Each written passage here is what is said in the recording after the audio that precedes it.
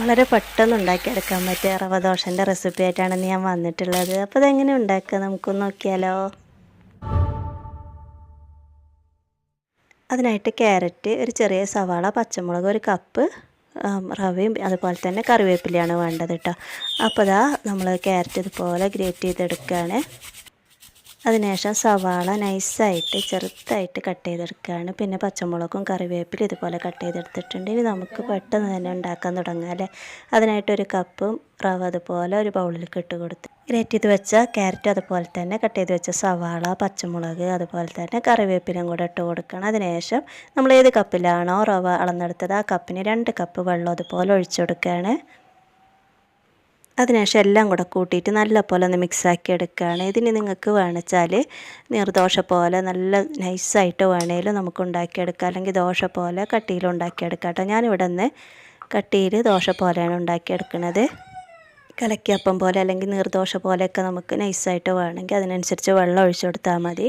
നല്ല പോലെ മിക്സാക്കിയപ്പോൾ ഇതുപോലെയാണ് കിട്ടിയിട്ടുള്ളത്. ഇനി ഇതിലേക്ക് നമ്മൾ 1 കപ്പ് വെള്ളം കൂടെ ഒഴിച്ചു കൊടുക്കണം കേട്ടോ.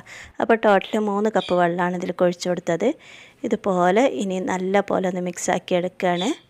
ഇനി ഇതിലേക്ക് നമ്മൾ 1/2 ടീസ്പൂണോളം ഉപ്പും കൂടെ ചേർത്ത് കൊടുത്തിട്ട് നല്ല പോലെ ഒന്ന് മിക്സാക്കിയതിന് ശേഷം ഒരു 10 മിനിറ്റോളം നമ്മളിതൊന്ന് കുതിരാൻ വേണ്ടിയിട്ട് വെക്കുകയാണ്. അപ്പോൾ നീർദോശ കാണിച്ചാൽ ഇങ്ങനെ മതി കേട്ടോ. പക്ഷേ ഞാനിന്ന് ദോശയാണ് ഉണ്ടാക്കുന്നത്. അത് കാരണം തന്നെ ഞാൻ ഇതിലേക്ക് 2 ടേബിൾ സ്പൂണോളം അരിപ്പൊടി കൂടെ ചേർത്ത് കൊടുത്തിട്ടുണ്ട്. അരിപ്പൊടി കൂടെ ചേർത്ത് കൊടുത്തിട്ട് നല്ല പോലെ ഒന്ന് മിക്സാക്കി എടുക്കണം. അപ്പോൾ നല്ല ടേസ്റ്റി ആയിട്ടുള്ളൊരു റവ ദോശൻ്റെ റെസിപ്പി തന്നെയാണ്. തീർച്ചയായും എല്ലാവരും ഒന്ന് ട്രൈ ചെയ്ത് നോക്കണം. വീഡിയോ ഇഷ്ടമായിട്ടുണ്ടെങ്കിൽ ലൈക്ക് ചെയ്യാൻ മറന്നു പോകരുതേ. കൂടാതെ സബ്സ്ക്രൈബ് ചെയ്യാതെ പുതിയ കൂട്ടുകാർ കാണുന്നുണ്ടെങ്കിൽ ഒന്ന് സബ്സ്ക്രൈബ് ചെയ്ത് സപ്പോർട്ട് ചെയ്യാനും മറന്നു പോവല്ലേ.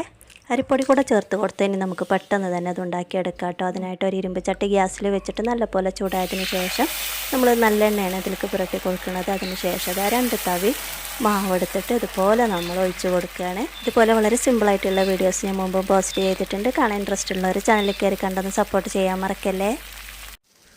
ഇനി 1 മിനിറ്റിന് ശേഷം നമ്മൾ 1 ടേബിൾ സ്പൂണോളം വെളിച്ചെണ്ണ ഇതിലേക്ക് ഒഴിച്ച് കൊടുക്കുകയാണ്.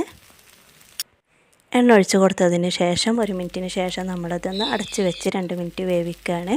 അതിനുശേഷം നമ്മൾ ഒരു 2 മിനിറ്റിന് ശേഷം അടപ്പ് മാറ്റിയതിന് ശേഷം അതുപോലെ നമ്മൾ എടുത്ത് ഒന്നുകൂടെ തിരിച്ചും മറിച്ചിട്ടിട്ട് ഒരു ഗോൾഡൻ ബ്രൗൺ കളറാക്കി എടുക്കുകയാണ്. അപ്പോൾ വളരെ പെട്ടെന്ന് ഒരു 10 മിനിറ്റ് കൊണ്ട് തന്നെ നമുക്ക് ഈ ബ്രേക്ക്ഫാസ്റ്റ് റെസിപ്പി തയ്യാറാക്കിയെടുക്കാം. അതിലേക്ക് ഒരു കറിൻ്റെ ആവശ്യമില്ല കേട്ടോ. അതുപോലെ തന്നെ കഴിക്കാനായിട്ട് നല്ല ടേസ്റ്റാണ്. തീർച്ചയായും എല്ലാവരും ഒന്ന് ട്രൈ ചെയ്ത് നോക്കണം. വീഡിയോ ഇഷ്ടമായിട്ടുണ്ടെങ്കിൽ നിങ്ങളുടെ ഫ്രണ്ട്സിനും റിലേറ്റീവ്സിനൊക്കെ ഒന്ന് ഷെയർ ചെയ്യാൻ മറന്നു പോകരുത്. ഇതുപോലെ നല്ല സോഫ്റ്റാണ് കേട്ടോ ഈ ദോശ. അതുപോലെ തന്നെ വീഡിയോ റിലേറ്റഡ് ആയിട്ടുള്ള കമൻറ്റ് രേഖപ്പെടുത്താനും മറന്നു പോകരുതേ. അടുത്തൊരു വീഡിയോയിൽ കാണും വരെ എല്ലാ കൂട്ടുകാർക്കും അസ്സലാമു അലൈക്കും.